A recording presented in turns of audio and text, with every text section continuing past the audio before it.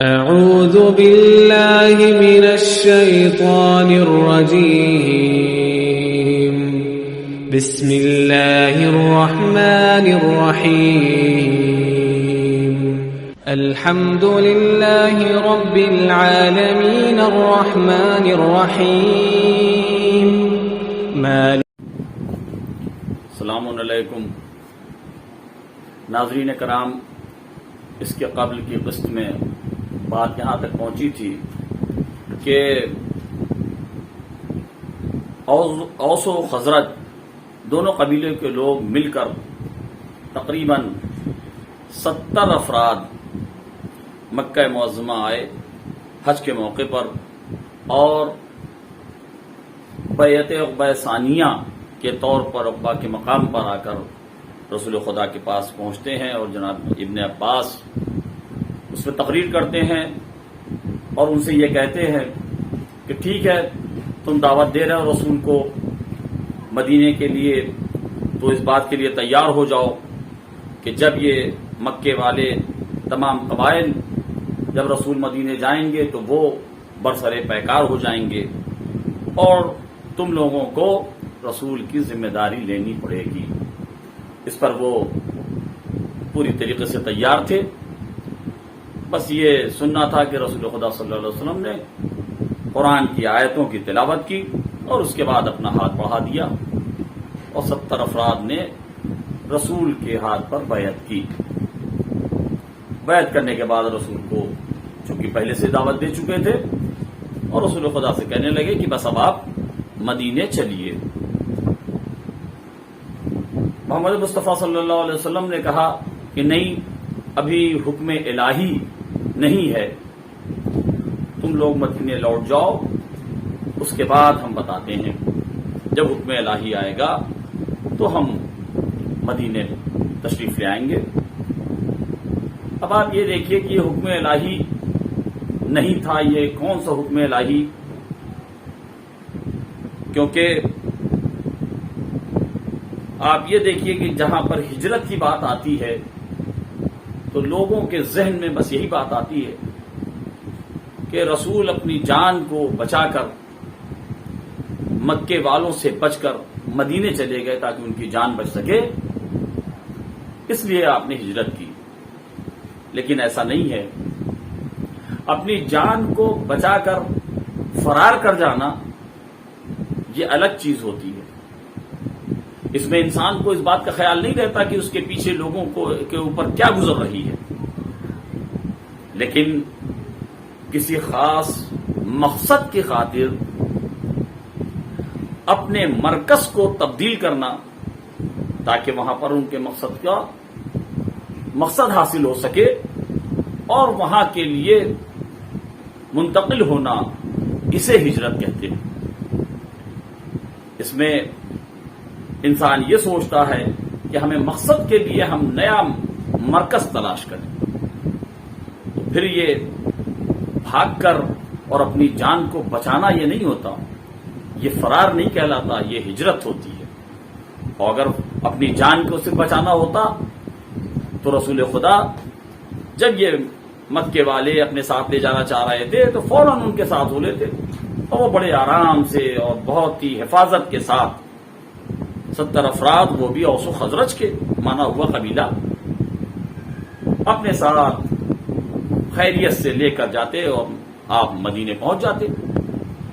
لیکن رسول کو اپنی جان نہیں بچانی تھی،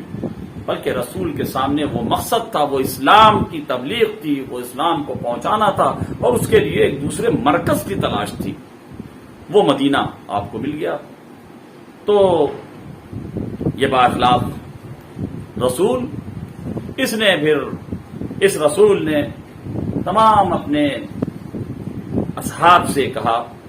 کیونکہ جب یہ مکے والوں کو پتا چلا کہ یہ اوس و خزرج اسلام قبول کر چکے ہیں اور یہ بااثر قبیلے والے ہیں، اس کا مطلب یہ ہے کہ مدینے میں اسلام پھیلنے لگا، تو ان لوگوں نے یہاں جو اصحاب تھے ان پر ظلم کی شدت اور بڑھا دی۔ جب ظلم کی شدت بڑھی تو رسول خدا نے کہا کہ تم لوگ ایک ایک کر کے الگ الگ طور پر یہاں سے ہجرت کرتے جاؤ۔ اور تمام اصحاب ہجرت کر کے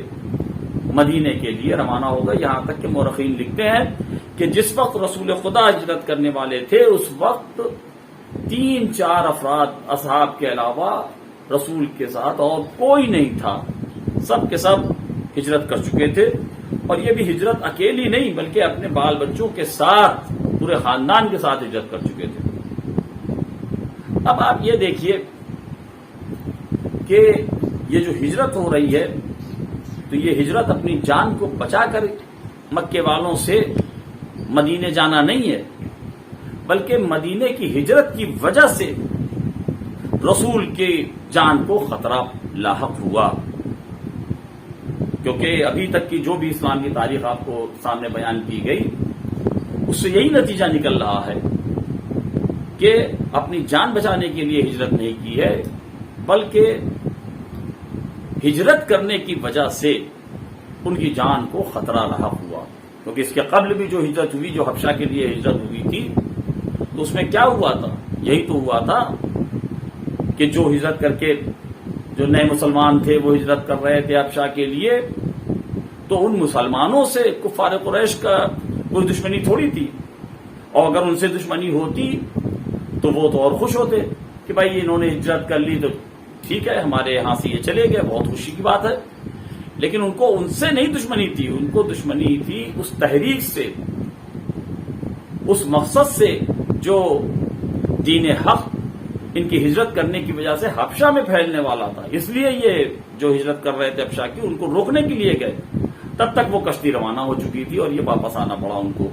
یہ پہلے بھی آپ کو بتایا جا چکا ہے. یہی چیز یہاں پر بھی ہے کہ انہوں نے یہ سوچا کہ اب رسول کو وہاں سے دعوت جب مل گئی ہے اور اس کے بعد اصحاب ہجرت کر چکے ہیں مدینے کے لیے، تو اب رسول جب مدینے پہنچ جائیں گے تو یہ اسلام مدینے سے میں اور پھیلے گا اور ہر طرف پھیلنے کے اس کے پورے چانسز ہیں. اس وجہ سے یہ ہجرت کو روکنا چاہتے تھے، اور انہوں نے پھر منصوبہ بنانا شروع کیا کہ رسول کا قتل کر دیا جائے، محمد کا قتل کر دیا جائے. یہی سے منصوبہ بندی شروع ہوئی، کیونکہ تمام لوگ جا چکے تھے. اب رسول اس مکے سے مدینے کی طرف جانے والے تھے. اور منصوبہ بندی کہاں ہو رہی ہے؟ لوگ جمع ہوئے دار الندوہ میں، اور اس کے بعد تاریخ داں لکھتے ہیں کہ وہاں پر 40 افراد جمع ہوئے. اور اس میں خاص بات بھی یہ تھی کہ یہ جو 40 افراد تھے یہ سب کے سب 40 سال کے اوپر والے افراد تھے، یعنی سمجھدار افراد، وہاں کے معزز لوگ تھے، تمام قبائل کے، تمام قبیلوں کے لوگ تھے، اس کے سردار تھے. اور اس کی یہ شرط تھی کہ اس میں 40 سال سے کم کوئی نہ ہو. اور یہ لوگ دارالندوہ میں جمع ہوئے. اس میں صرف تاریخ لکھتے ہیں کہ صرف ایک شخص 40 سال سے کم تھا، جس کا نام عتبہ بن ربیعہ تھا، جو امیر شام معاویہ کا نانا تھا. صرف وہ 40 سال سے کم تھا، باقی سب کے سب 40 سال سے اوپر تھے. اور اس کے بعد وہاں پر اس بات پر منصوبہ بندی ہونے لگی کہ کس طریقے سے محمد کا قتل کیا جائے. اور اس بات پر لوگ ایک رائے ہوئے کہ اگر کوئی قبیلہ محمد کا قتل کرتا ہے تو بنی ہاشم اس سے اس کا بدلہ ضرور لیں گے. تو پھر یہ بدلہ در بدلہ، اور اس کے بعد پھر یہ قتل و غارت گری چلتی رہے گی. تو ایسا کیا جائے کہ تمام قبیلے کے لوگ، ہر قبیلے سے ایک ایک افراد کو چنا جائے، ایک ایک فرد ہر قبیلے کا اس میں شامل ہو، تاکہ جب سب اس میں شامل رہیں گے تو پھر بنی ہاشم کس سے بدلہ لیں گے. اور یہی تجویز پاس کی گئی. تمام قبیلے کے ایک ایک افراد اس میں شامل ہوں گے اور سب مل کے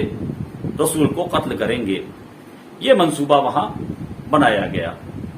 کہ رسول کو یہاں سے جانے نہ دیا جائے، بلکہ رسول کا قتل کر دیا جائے، اور رات کے وقت رسول کو قتل کریں گے. یہ بات طے ہو گئی. لیکن ادھر خدا کا بھی منصوبہ بن گیا کہ یہ جو منصوبہ بنا رہے ہیں ان کے برخلاف خدا اپنا منصوبہ بنا رہا تھا کہ ہمیں کس طریقے سے رسول کو بچانا ہے، تو یہ اپنا منصوبہ بندی کر رہے ہیں، خدا اپنی منصوبہ بندی کر رہا ہے، اور اس کے لیے قرآن میں ذکر بھی آیا کہ وَيَمْكُرُونَ وَيَمْكُرُ اللَّهُ وَاللَّهُ خَيْرُ الْمَاكِرِينَ، یعنی وہ اپنا منصوبہ بنا رہے تھے اور اللہ اپنا منصوبہ بنا رہا تھا، اور اللہ سے بڑھ کر کسی کا منصوبہ نہیں ہو سکتا۔ اور اسی منصوبہ کس طریقے سے اللہ نے منصوبہ بنایا، اس کے لیے ابن سعد نے طبقات میں لکھا ہے کہ اللہ کا منصوبہ اس طریقے سے رہا کہ جبریل امین رسول خدا کے پاس آئے اور آپ کو واقعے کی اطلاع دی اور یہ حکم الہی پہنچایا کہ آپ آج اپنے بستر پر آرام نہ فرمائیں، اور علی ابن ابی طالب آج رات کو آپ کے بستر پر آرام کریں۔ یہ ابن سعد طبقات میں اس طریقے کی بات کہہ رہے ہیں۔ اور اس کے بعد اب ہم اندازہ لگائیے کہ جب رسول کے پاس جبریل امین آئے تو اب رسول نے علی ابن ابی طالب کو اپنے پاس بلایا اور اس کے بعد کہا کہ آج وہ وقت آ گیا کہ تم کو اپنی جان ہمارے اوپر فدا کرنے کے لیے تیار ہو جاؤ۔ علی تیار ہیں، علی ابن ابی طالب تیار ہیں جان دینے کے لیے، کیا ہمیں کیا کرنا ہوگا؟ رسول فرماتے ہیں کہ تمہیں آج کی شب ہمارے بستر پر سو رہنا ہوگا، تاکہ جب ہم یہاں سے جائیں تو ہمارا بستر خالی نہ رہے، وہاں پر تم سو رہو گے اور کفار یہ سمجھتے رہیں گے کہ رسول سو رہے ہیں۔ اور یہی ہوا کہ علی فوراً تیار ہو گئے اپنی جان کو رسول پر قربان کرنے کے لیے۔ اور ادھر رات آتی ہے، رسول نے حکم دیا کہ ہمارا بستر لگا دیا جائے، بستر لگایا جاتا ہے اور اس پر علی کو لٹا دیتے ہیں، اور رسول کی وہ لال سرخ کلر کی، سرخ رنگ کی وہ چادر جو تھی، جو رسول اوڑھا کرتے تھے، اس چادر کو علی کو اوڑھا دیا، اور اس کے بعد رسول وہاں سے ان کے درمیان خدا کی مرضی کے اعتبار سے نکل جاتے ہیں، اور بستر رسول پر علی ابن ابی طالب سو رہے ہیں۔ ادھر محاصرہ کر لیا جاتا ہے، کفار قریش سب ننگی تلوار لے کر رسول کے گھر کا محاصرہ کر لیتے ہیں تاکہ اب رسول کو قتل کر دیا جائے گا، اور یہ چاہتے ہیں کہ رسول کو قتل کر دیا جائے، لیکن ابو جہل کہتا ہے کہ نہیں، ابھی رات میں رسول کو قتل نہیں کریں گے، بلکہ رات بھر محاصرہ کیے رہیں گے، کیونکہ جا تو سکتے نہیں اب، کیونکہ بستر پر لیٹ گئے ہیں، اور صبح کا وقت جب آئے گا تب ان کو قتل کر دیں گے۔ دروازے کے درمیان جو درار تھی، جو جھروکا تھا، اس سے یہ بار بار دیکھ رہے ہیں کہ رسول کے بستر پر رسول سو رہے ہیں۔ انہیں کیا پتا کہ خدا کا کیا منصوبہ ہے، آج علی کو رسول کے بستر پر خدا نے سلا دیا ہے، اور وہ خود رسول کو مکے کی طرف روانہ مکے سے غار ثور کی طرف روانہ کر دیا ہے۔ بس یہی وجہ تھی۔ اب یہ رات بھر دیکھ رہے، اور دیکھتے ہوئے جیسے ہی صبح نمودار ہوئی، ان لوگوں نے چھلانگ لگا کر ننگی تلوار لے کر رسول کے گھر میں داخل ہو جاتے ہیں، اور جیسے ہی یہ رسول کے گھر میں داخل ہوتے ہیں علی اٹھ کر کھڑے ہو جاتے ہیں۔ اب انہوں نے دیکھا کہ بجائے رسول کے وہاں علی، اور فوراً علی سے سوال کیا کہ تمہارے چچا زاد کہاں ہے، تمہارا چچا زاد بھائی کہاں ہے؟ علی نے کہا کیا ان کو میرے حوالے کر کے گئے تھے جو مجھ سے پوچھ رہے ہو؟ اب اس پر یہ پریشان ہوئے کہ رسول کہاں ہے۔ اب رسول کی تلاش شروع ہوئی، یہ رسول کی تلاش کرنے کے لیے ادھر ادھر دوڑنا شروع کر دیتے ہیں۔ لیکن آپ اندازہ لگائیے کہ جن لوگوں نے ایسا پلان بنایا تھا، ایسا منصوبہ بنایا تھا، ان کا منصوبہ علی نے بستر رسول پر سو کر فیل کر دیا، تو اب ان کا غصہ کس منزل پر رہا ہوگا۔ لیکن ان کی ہمت نہیں ہوئی کہ وہ علی کو قتل کریں۔ بلکہ وہ رسول کو تلاش کرنے کے لیے بڑھتے ہیں، اور ادھر رسول جو کفار قریش کے درمیان سے نکل کر آگے جاتے ہیں، اس مقام پر جا رہے ہیں جہاں پر خدا نے پہلے منصوبہ بنا رکھا تھا کہ جہاں پر تمہیں محفوظ رکھا جائے گا، یعنی غار ثور کی طرف رات میں ہی رسول نکل جاتے ہیں۔ اب اس میں بھی جو ہے علامہ تبرسی یہ کہتے ہیں کہ رسول اس طرف رسول نکلتے ہیں، علی کو اپنے بستر پر سلانے کے بعد رات ہی میں ان کے درمیان سے خدا کی مدد سے وہ نکل جاتے ہیں، اور نکلنے کے بعد تیزی کے ساتھ قدم بڑھاتے ہوئے یہ غار ثور کی طرف جاتے ہیں، تاکہ وہ جگہ جہاں انہیں خدا نے ٹھہرنے کے لیے کہا ہے وہاں پہنچ جائیں۔ اور اسی دوران جب یہ گزر رہے تھے رسول خدا، تو اتفاق سے حضرت ابو بکر اپنے گھر سے باہر نکلتے ہیں، اور نکلنے کے بعد جب انہوں نے دیکھا رسول ادھر سے جا رہے ہیں تو انہوں نے رسول کا تعاقب کیا، رسول کے ساتھ ساتھ آئے اور پوچھنے لگے کہ یا رسول اللہ آپ کہاں جا رہے ہیں؟ لیکن ایسے موقع پر اپنے راز کو فاش کرنا یہ رسول کے لیے بہت مشکل تھا۔ اس وجہ سے رسول نے بس اشارے سے انہیں بلایا، اور بلانے کے بعد ان کا ہاتھ پکڑ کر اپنے ساتھ کہ چلو تم بھی میرے ساتھ چلو جہاں بھی ہم جا رہے ہیں، اور وہ بھی ان کے ساتھ ہو لیے، اور اس طریقے سے وہ غار ثور تک پہنچے اور ان کے ہم سفر بنے، اور غار ثور میں جا کر آپ لوگ وہاں آرام کرنے لگے۔ لیکن ایک دوسری روایت ہے جس میں ابن سعد طبقات میں لکھتے ہیں، انہوں نے یہ کہا کہ وہ رسول خدا گھر سے نکلنے کے بعد رات بھر ابو بکر کے گھر پر قیام کیا، اور اس کے بعد صبح کے وقت وہ وہاں سے نکلے اور اس کے بعد غار ثور کی طرف گئے۔ لیکن اب دونوں کو اندازہ لگایا جائے تو ایک تو یہ کہ یہ رات کو ہی نکلے ہوئے تھے، اور پھر اس کے بعد ایک رات وہاں رکنے کے بعد تو یہ بات سمجھ میں نہیں آتی کہ ایک رات رکنے کا کہاں تصور ہے، اور دوسری چیز جب صبح تک وہاں اگر وہ رکتے تو جب یہ صبح کو کفار ان کا تعاقب کرتے ہوئے ان کا پیچھا کرتے ہوئے جا رہے ہیں تو ظاہر طور پر انہوں نے فوراً ہی ہر طرف ناکے بندی کر دی، جگہ جگہ پر لوگوں کو بٹھا دیا کہ رسول یہاں سے جانے نہ پائیں،